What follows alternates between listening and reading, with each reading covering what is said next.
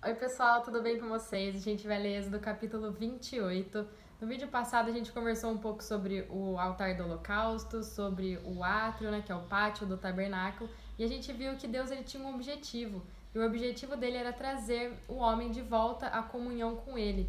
Mas por conta do pecado a gente viu que não era simplesmente eles se encontrarem e se relacionarem. Tinha que ter um processo, um caminho deveria ser percorrido para que o homem fosse aceito de novo na presença de Deus. E a gente viu que esse caminho é representado pela figura do tabernáculo, o átrio, o santo lugar, e tendo como destino o Santíssimo. E a gente viu que todos os objetos que se encontram dentro do tabernáculo, eles nos contam essa história da volta do homem para a comunhão com Deus. E no vídeo de hoje a gente vai falar um pouco sobre as vestes sacerdotais, né? Que a gente não pode se apresentar diante de Deus de qualquer jeito. E como tudo isso que a gente vem estudando desde o capítulo 25 tem uma representação, tem uma tipologia, a gente já pode esperar que as vestes sacerdotais também representem algo, tá bom? Vamos começar. Faze também vir para junto de ti Arão, teu irmão, e os seus filhos com ele, dentre os filhos de Israel, para me oficiarem como sacerdotes, a saber, Arão e seus filhos, Nadab, Abiú, Eleazar e Itamar. Então, a gente vê aqui Deus instituindo o sacerdócio de Arão, também conhecido como o sacerdócio levítico, que é resultante do pedido do povo. Vocês lembram quando o povo estava na presença de Deus e o povo clamou para que Deus não falasse com eles novamente, mas que houvesse uma mediação entre eles. E essa mediação só teria fim com a chegada de Cristo, que já estava profetizada lá em Deuteronômio 18, no versículo 15. E a gente vê essa profecia se cumprindo da vinda, né, desse profeta que acabaria com esse sacerdócio e instituiria seu próprio sacerdócio. A gente vê essa profecia sendo cumprida lá em João, no versículo 1, no capítulo 1, no versículo 45, tá bom? Então, agora, essa mediação, né, conhecida como o sacerdócio levítico, ela não precisava mais ser feita, porque as profecias se cumprem em Jesus, que estabeleceu um novo sacerdócio, sendo ele agora o sumo sacerdote. Então a gente vai ver aqui que o sacerdócio de Arão, ele é uma figura que aponta para o sacerdócio de Cristo. Farás vestes sagradas para Arão, teu irmão, para glória e ornamento, né, para beleza. Então Deus ordena para Moisés para que eles façam vestes diferentes, vestes especiais para Arão e para os seus filhos. Essas vestes, elas consagrariam Arão para servir como sacerdote de Deus. E, gente, a palavra de Deus, ela nos afirma que todos nós cristãos, nós somos sacerdotes, né? Lá em Apocalipse, no capítulo 1, versículo 6, os cristãos são feitos sacerdotes para Deus por meio da fé na obra consumada de Cristo na cruz. Lá em 1 Pedro também, a palavra de Deus nos fala que vós também, como pedras vivas, sois edificados casa espiritual e sacerdócio santo, para oferecer sacrifícios espirituais agradáveis a Deus por meio de Jesus Cristo. Então, nós, como sacerdotes nós também devemos nos vestir de modo diferencial, né? Tanto nossas roupas como nossas roupas espirituais. A gente deve possuir vestes de salvação, vestes espirituais em santidade, né? Lavadas com o sangue do Cordeiro, né? Vestes brancas. Falarás também a todo homem, hábeis a quem enchido o espírito de sabedoria, que façam vestes para Arão, para consagrá-lo, para que me ministre o ofício sacerdotal. As vestes, pois, que farão são estas: um peitoral, uma estola sacerdotal, uma sobrepeles, uma túnica bordada, mitra e cinto. Farão vestes sagradas para Arão, teu irmão, e para os seus filhos, para me oficiarem como sacerdotes. Então a gente vê aqui 6 tipos de vestes, né? A gente vai ver que algumas vestes só o sumo sacerdote, só Arão usaria, e algumas vestes os sacerdotes usariam. Então, o sacerdote de Deus, ele deve ser separado para ele. Então, isso significa que o sacerdote deve ser consagrado a Deus. E aqui, né, como eu já disse, a gente vai ver duas categorias, uma de vestimentas, né, uma para o sumo sacerdote, a gente vai ver que ele tipifica Cristo, e outras vestes para os sacerdotes que tipificam nós, né, os crentes em Jesus. Tomarão ouro, estofa azul, púrpura, carmesim e linho fino, e farão a estola sacerdotal de ouro, estofa azul e púrpura e carmesim e linho fino retorcido, obra esmerada. Então a gente está vendo aqui a composição, né? Como deve ser feito e quais são os materiais que devem ser usados para estola sacerdotal. E algumas Bíblias também falam do éfode. Então a gente vai ver, como a gente sabe, né, o ouro aqui ele representa a divindade de Cristo, o azul representa o quão celestial Cristo é, o roxo representa a realeza, né, que ele é o rei dos reis, o carmesim representa a obra redentora que ele realizou, né, ao se sacrificar por meio de derramamento do seu sangue, e o linho fino representa a sua vida humana perfeita, né, e a distorção com linho fino retorcido representa que Cristo passou por muitos sofrimentos, né, quando ele estava aqui na Terra. Então, na estola sacerdotal, a gente consegue ver o quão Cristo é celestial, o quão ele é a sua realeza, a gente consegue ver a sua obra redentora. Isso nos mostra que somente Cristo tem o poder de nos sustentar. Terás duas ombreiras que se unam às suas duas extremidades, assim se unirá. Então a gente está continuando aqui falando sobre a estola sacerdotal, e a estola sacerdotal também ela tinha duas ombreiras que elas uniam a frente com as costas da estola sacerdotal, né? Então elas tinham o poder de ligar, de sustentar, assim como Cristo também eles nos sustenta e nos une. Então, quando o sumo sacerdote ele estava na verdade junto com os outros sacerdotes, eles se destacavam, já que ele era o único que usava a estola sacerdotal com as obreiras e o peitoral, que a gente vai ver daqui a pouco. E o cinto de obra esmerada, que estará sobre a estola sacerdotal, será de obra igual, da mesma obra de ouro, de estofa azul e de púrpura e carmesim e linho fino retorcido. Então a gente está vendo aqui que o mesmo material que é feito a estola sacerdotal também é feito o cinto que estará sobre a estola sacerdotal, vai ser feito do mesmo material. E a gente vai ver que a ordem para ele ser feito está lá no versículo 39 desse mesmo capítulo. Tomarás duas pedras de ônix e gravarás nelas os nomes dos filhos de Israel, 6 de seus nomes numa pedra e os outros 6 na outra pedra, segundo a ordem de seu nascimento. Então a gente vai ver que tem duas pedras de ônix e elas representam o crente, né? Em nossa vida natural, nós somos feitos de pó, mas por meio de transformação a gente se torna essas pedras, e essa pedra de ônix representa o processo de sermos transformados em glória à imagem do Senhor. Conforme a obra de lapidador, como lavores de estilete, gravarás duas pedras com os nomes dos filhos de Israel, engastadas ao redor de ouro, as fará, e porás as duas pedras nas ombreiras da estola sacerdotal, por pedras de memória aos filhos de Israel, e Arão levará os seus nomes sobre ambos os seus ombros, para memória diante do Senhor. Então a gente vê que essas pedras, elas em volta, elas eram ornamentadas por ouro, e o ouro a gente sabe que ele representa a divindade de Cristo, então essas pedras eram sustentadas por isso, né?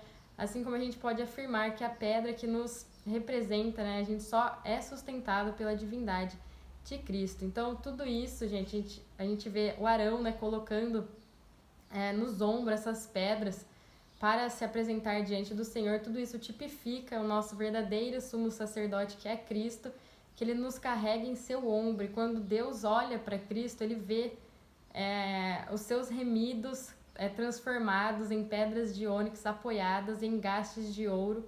E isto é feito pela obra do Espírito Santo, né, que é o nosso transformador e consolador.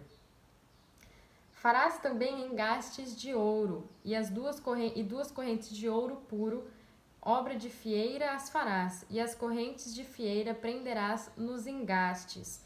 Então a gente vê aqui que também na estola sacerdotal tinha 2 cordões de ouro que tinham formas de tranças e estes prendiam as pedras de ônix ao engaste de ouro e as ombreiras.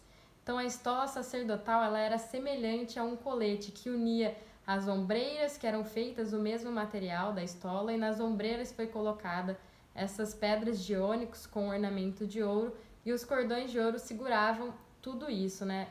Isso nos representa que a divindade de Cristo tornou-se o cordão de ouro para sustentar a todos nós.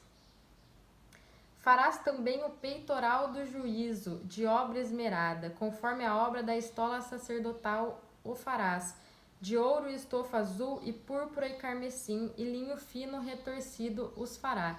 Então, a estola sacerdotal a gente viu que refere-se a Cristo e o peitoral vai se referir à igreja. Então, isso significa que o peitoral com a estola sacerdotal forma uma bela imagem de Cristo com a sua igreja. Então, o trabalho e o material do peitoral eram iguais ao do Éfeso, mostrando que a igreja em sua formação e constituição é exatamente como Cristo. A igreja é composta dos mesmos elementos de Cristo, porém o éfode, né, que é a estola sacerdotal, não é o peitoral, eles são diferentes. Assim como Cristo não é a igreja, mas eles são feitos do mesmo material. A igreja transformada tem os mesmos materiais de Cristo, porque a gente sabe que eles se tornam um só, né? Cristo sendo cabeça e nós, a igreja, sendo o corpo. O peitoral quadrado, que a gente viu, né? Significa um testemunho perfeito, sem defeito, assim como a igreja é um testemunho das obras de Cristo. Colocarás nele engastes de pedra com 4 ordens de pedras. A ordem de sárdio, topázio e carbúnculo será a primeira ordem. A segunda ordem será de esmeralda, safira e diamante. A terceira ordem será de jacinto, ágata e ametista. A quarta ordem será de berilo, ônix e jaspe. Elas serão guarnecidas de ouro nos seus engastes. As pedras serão conforme os nomes dos filhos de Israel, 12 segundo seus nomes. Serão esculpidas como sinete, cada uma com o seu nome, para as 12 tribos. Então a gente vê que o peitoral é composto de 12 pedras, né? Quatro fileiras, né? Com 3 pedras em cada fileira. E a gente viu que não eram quaisquer pedras, né? Eram pedras preciosas que representam a transformação da natureza humana para a natureza divina. Então essas pedras elas foram produzidas através de um processo de transformação. Para o peitoral, farás correntes como cordas de ouro traçada, de obra traçada de ouro puro. Também farás para o peitoral 2 argolas de ouro e porás as 2 argolas nas extremidades do peitoral. Então, os anéis de ouro aqui nas 2 extremidades inferiores do peitoral representam o Espírito de Cristo como um elemento de apoio. Então, meterás as 2 correntes de ouro nas 2 argolas nas extremidades do peitoral. Então, aqui a gente vê que essas 2 tranças de ouro, elas são colocadas nos anéis, na extremidade do peitoral, representando a natureza divina de Cristo com o Espírito de Cristo, com esse poder de conexão. As 2 pontas das correntes prenderás nos 2 engastes e as porás nas ombreiras da estola sacerdotal, na frente dele. Então, as 2 tranças colocadas nas ombreiras representam a divindade de Cristo que sustenta o povo remido de Deus. Farás também nas 2 argolas de ouro e as porás nas 2 extremidades do peitoral na sua orla interior, junto à estola sacerdotal. Farás também 2 argolas de ouro e as porás nas 2 ombreiras da estola sacerdotal. Abaixo, na frente dele, perto da juntura, sobre o cinto da obra esmerada da estola sacerdotal. Então aqui a gente viu, da mesma maneira que eles tinham feito com a parte superior, eles deveriam agora fazer com a parte inferior também. E ligarão o peitoral com as 2 argolas, as argolas da estola sacerdotal, por cima de uma fita azul, para que esteja sobre o cinto da estola sacerdotal e nunca o peitoral se separe da estola sacerdotal. Então a gente viu que essas 2 tranças douradas, né, de ouro, elas representam a divindade de Cristo, Mas esses 2 cordões de linho referem-se à sua humanidade. E a cor azul simboliza o celestial, né? Porque Cristo, em sua humanidade, ele viveu na terra, mas a gente sabe o quão celestial ele era. Então, por meio dos anéis, o peitoral era amarrado à estola sacerdotal, e isto representa a união da igreja com Cristo por meio de seu espírito, junto com a sua humanidade. Assim, Arão levará os nomes dos filhos de Israel no peitoral do juízo sobre o seu coração, quando entrar no santuário, para memória diante do Senhor continuamente. Então, isso significa, gente, lembrando que tudo é uma tipologia, né? Então, isso significa que Cristo está liderando a igreja diante de Deus como um memorial, né? Como um lembrete para Deus, e a igreja está dentro do coração de Cristo. Também porás no peitoral do juízo o Urim e o Tumim, para que estejam sobre o coração de Arão quando entrar perante o Senhor. Assim Arão levará o juízo dos filhos de Israel sobre o seu coração diante do Senhor continuamente. Então isso significa que a igreja é carregada no coração amoroso de Cristo diante de Deus. Então, gente, vocês conseguem perceber aonde a gente está? A gente está diante de Deus no coração de Cristo. A gente não está nos nossos contratempos, nos problemas e nas dificuldades da vida. Farás também as sobrepeles da estola sacerdotal, toda de estofa azul. Então, a sobrepele é um manto.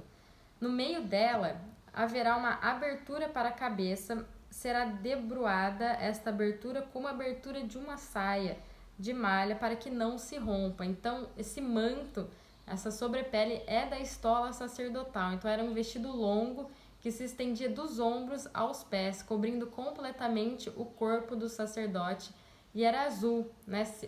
Significando que a igreja é celestial. Embora a gente esteja nessa terra, nós não somos da terra, nós temos uma vida celestial, isso é o que a gente mais deve buscar. E o manto, ele foi tecido de tal forma que ele se consistia em uma só peça. Em toda a orla do manto farás romãs de estofa azul e púrpura e carmesim, e campainhas de ouro no meio delas. Haverá em toda a orla das sobrepeles uma campainha de ouro e uma romã, outra campainha de ouro e outra romã, então era intercalado. Esta sobrepeles estará sobre Arão quando ministrar, para que se ouça o seu sonido, quando entrar no santuário diante do Senhor e quando sair, e isto para que não morra. Então a gente viu que as romãs eram feitas de linho, que representa a humanidade, e os sinos eram feitos de ouro, que representa a divindade. Então nossa vida da igreja é assim, a gente tem humanidade, mas a gente também tem a divindade. Farás também uma lâmina de ouro puro e nela gravarás a maneira de gravuras de sinete, santidade ao Senhor. Então o sumo sacerdote, ele vestia a túnica, o manto longo com as romãs e o sino, a estola sacerdotal, as ombreiras, o peitoral e essa lâmina de ouro. E todos os outros sacerdotes, eles usavam a túnica, uma mitra, um cinto e cuecas. Então, o único que usava essa lâmina de ouro era o sumo sacerdote, né, com o selo, santo ao Senhor.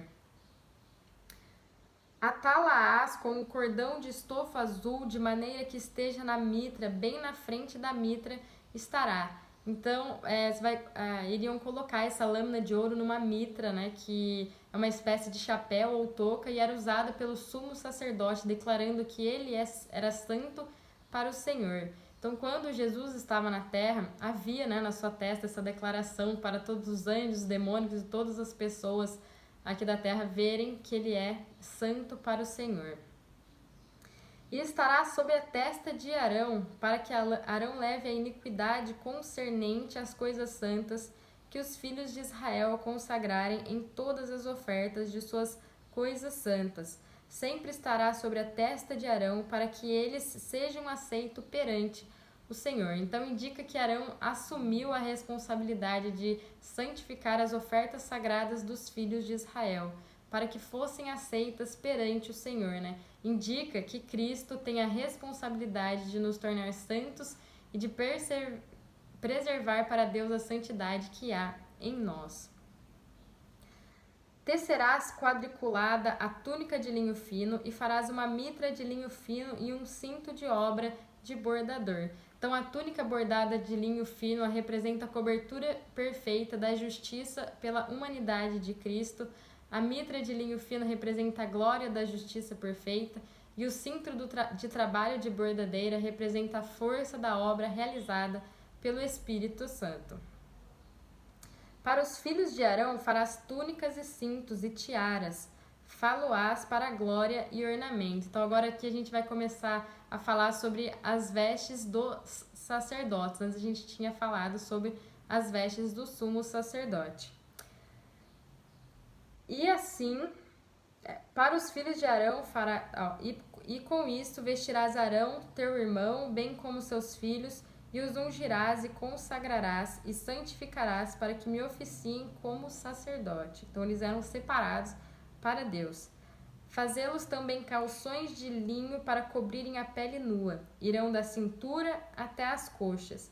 E estarão sobre Arão e sobre seus filhos quando entrarem na tenda da consagração ou quando se chegarem ao altar para ministrar no santuário, para que não levem iniquidade e morra. Isto será estatuto perpétuo para ele e para a sua posteridade depois dele. Então, esses versículos, eles falam da nudez, né? E a nudez fala de homens caídos, pecadores e impuros. E essas coberturas de linho, eles eram como se fosse uma cueca que iria da cintura até o joelho, representando Cristo como nossa justiça, para cobrir todos os nossos eus caídos, para que possamos ser sacerdotes. Então, representa que Cristo cobre a nudez da carne caída. Tá bom, gente? Esse é o capítulo 28, espero que vocês tenham gostado e até o próximo vídeo. Deus abençoe.